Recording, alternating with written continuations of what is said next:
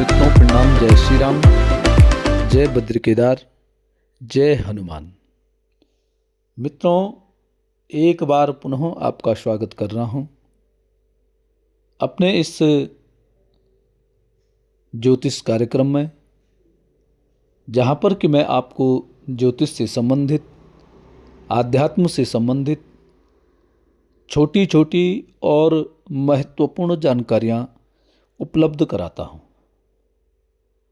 इसी कड़ी में आज मित्रों बहुत ही महत्वपूर्ण और जीवन में उपयोग होने वाली आपको जानकारियां प्रस्तुत करूंगा।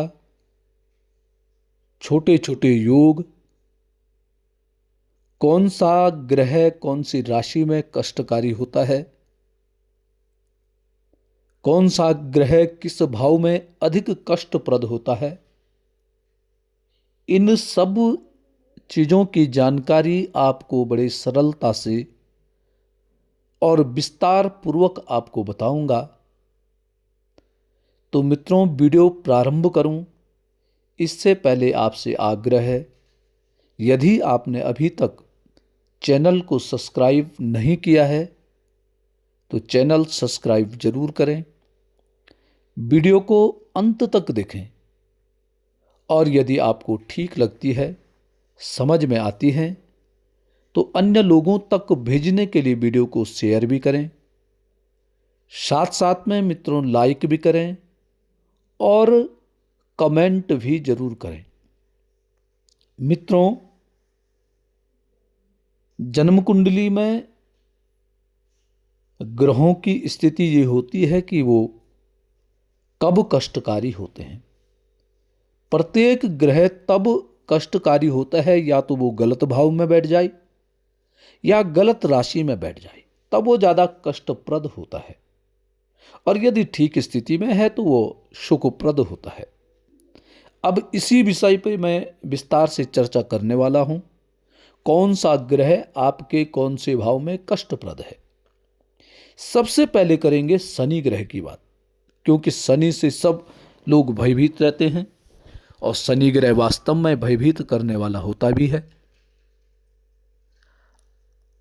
शनि जो सबसे ज्यादा कष्ट देता है, राशि की बात करें तो मेष राशि में यदि 1 के अंक पे शनि लिखा हुआ है तो इसका मतलब मेष राशि का शनि हो गया है।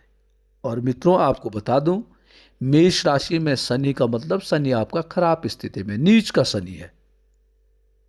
शनि नीच का हो गया, तो नीच का शनि व्यक्ति को बहुत परेशान कर देता, कष्टप्रद होता है।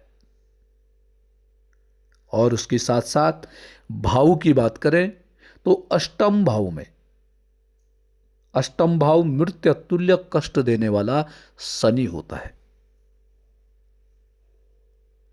शनि अष्टम भाव में दीर्घायु भी प्रदान कर देता है, लंबी उम्र करता है, परंतु जो कष्ट देगा वह कष्ट मृत्यु के जैसे कष्ट होगा। इससे व्यक्ति सोचता है इससे बढ़िया मरना ही अच्छा हो। परंतु ये कब करता है? जब आप लापरवाही करते हैं, जब आप अनदेखा करते हैं, खान पान हो चाहे कोई भी विषय हो,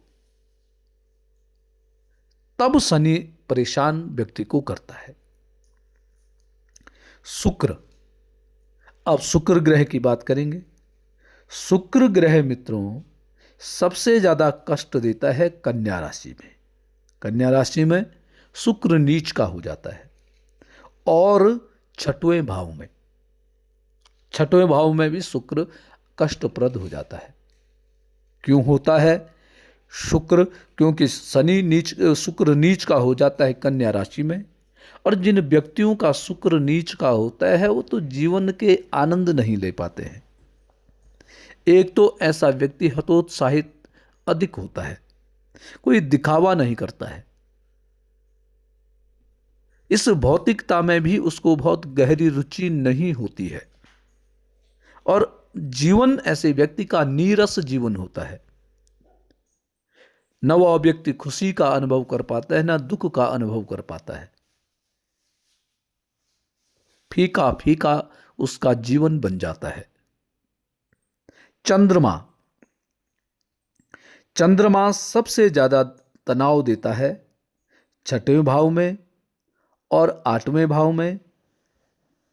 स्वास्थ्य संबंधित एक बार मृत्यु तुल्य कष्ट देता है। जिन व्यक्तियों का छठवें भाव में चंद्रमा होता है, जिन व्यक्तियों का अष्टम भाव में चंद्रमा होता है, ऐसे व्यक्ति को खान पान पर बहुत ध्यान देने की आवश्यकता होती है। स्वास्थ्य संबंधित जहां पे वार्तालाप चलेगा, स्वास्थ्य संबंधित जो बातें होंगी, उनमें ऐसे व्यक्ति को किसी भी प्रकार की लापरवाही बिल्कुल भी नहीं करनी चाहिए।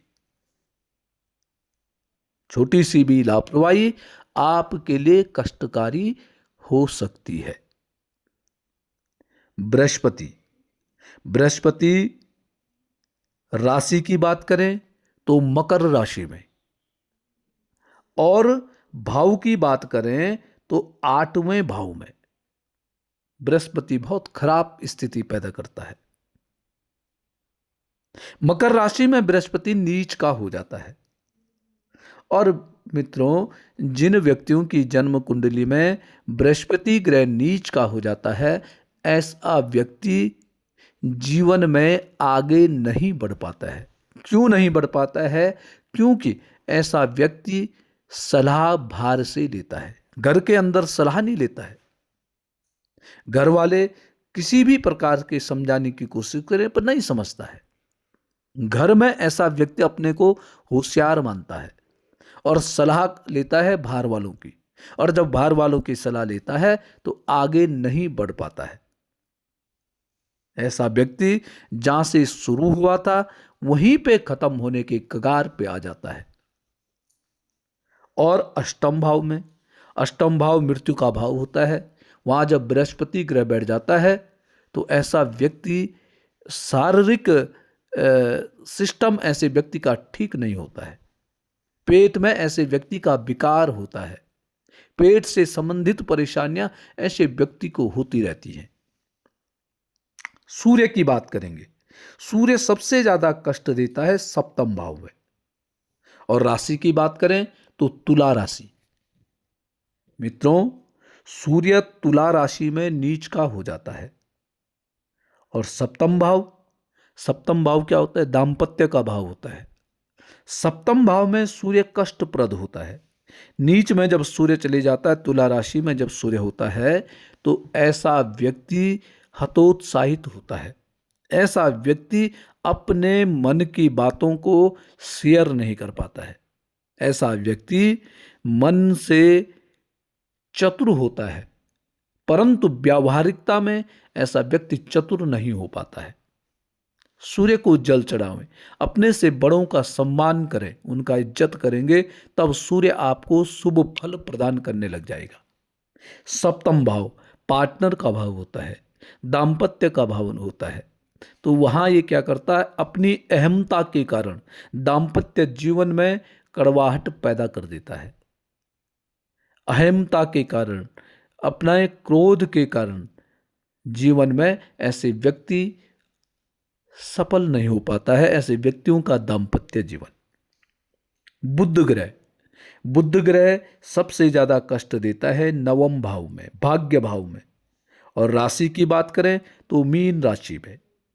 मीन राशि में जब बुध आता है तो वह कमजोर हो जाता है, नीच का हो जाता है। ऐसा व्यक्ति, बुध क्या वाणी का होता है, ऐसे व्यक्ति की वाणी कठोर होती है। ऐसा व्यक्ति ऐसी वाणी बोलता है जो कि दूसरे व्यक्ति के हृदय को आघात पहुंचाने का काम करता है। नवम भाव में, भाग्य भाव में बैठ करके बुध भाग्य को प्रभावित करने का काम करता है। राहु, राहु सबसे ज्यादा भ्रमित करता है चौथे भाव में और परेशान करता है धनु और वृश्चिक राशि में। 9 के अंक पे या 8 के अंक पे आपका यदि राहु ग्रह बैठा हुआ है तो यहां राहु नीच ग्रहों की जैसे प्रवृत्ति बना देता है। और चौथे भाव में सुख भाव में, सुख भाव में जब राहु बैठ जाता है तो तो वहां पर बहुत भ्रमित करने लग जाता है। सुख नहीं भोग पाता है ऐसा व्यक्ति, सुखों में परेशानी, आनंद जीवन के नहीं ले पाता है। और धनु राशि में, वृश्चिक राशि में व्यक्ति को बार बार परेशानियों में डालने का काम यहां पर राहु ग्रह करता है।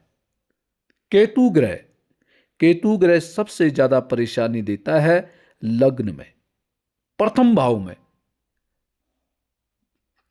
प्रथम भाव में जिस व्यक्ति का केतु ग्रह बैठा होता है, ऐसा व्यक्ति अपना भी भला नहीं सोच पाता है। ऐसा व्यक्ति अकेला जीवन यापन करने वाला होता है। ऐसा व्यक्ति सुनेगा तो सबकी, परंतु करता अपनी मनमर्जी के काम करने वाला ऐसा व्यक्ति होता है। उसको स्वयं भी पता नहीं होता है कि मैं क्या कर रहा हूं, मुझे क्या करना चाहिए। और सबसे भाव उसका खराब भाव है, राशि है वृषभ राशि। तो वृषभ राशि में केतु ग्रह परेशानी में डालने वाला होता है। मंगल की बात करें तो मंगल सबसे ज्यादा परेशानी देता है चौथे भाव में। और राशि की बात करें तो कर्क राशि में। मित्रों, जब मंगल ग्रह चौथे भाव में होता है तो ऐसे व्यक्ति को परेशान कर देता है। ऐसा व्यक्ति सारे साधन होने के बावजूद भी प्रसन्न नहीं रह पाता है। ऐसा व्यक्ति वस्तुओं का आनंद नहीं ले पाता है। ऐसा व्यक्ति परिवार में बिल्कुल अलग थलग सा रहता है। और राशि होती है कर्क राशि। कर्क राशि में मंगल ग्रह नीच का हो जाता है। मंगल ग्रह जब नीच का होता है तो व्यक्ति की क्या स्थिति होती है कि जहां पर क्रोध करना चाहिए वहां पे क्रोध नहीं करता है, और जहां पर नहीं करना चाहिए वहां पे क्रोधी स्वभाव ऐसे व्यक्ति का बन जाता है। तो मंगल कर्क राशि में नहीं होना चाहिए। उत्साह कम हो जाता है, शारीरिक कमजोरी ऐसे व्यक्ति की बन जाती है, शरीर से कमजोर ऐसा व्यक्ति होता है, खान पान में लापरवाही कर देता है, खून की कमी, इस प्रकार से खून से संबंधित परेशानियां ऐसे व्यक्ति को हो जाती हैं।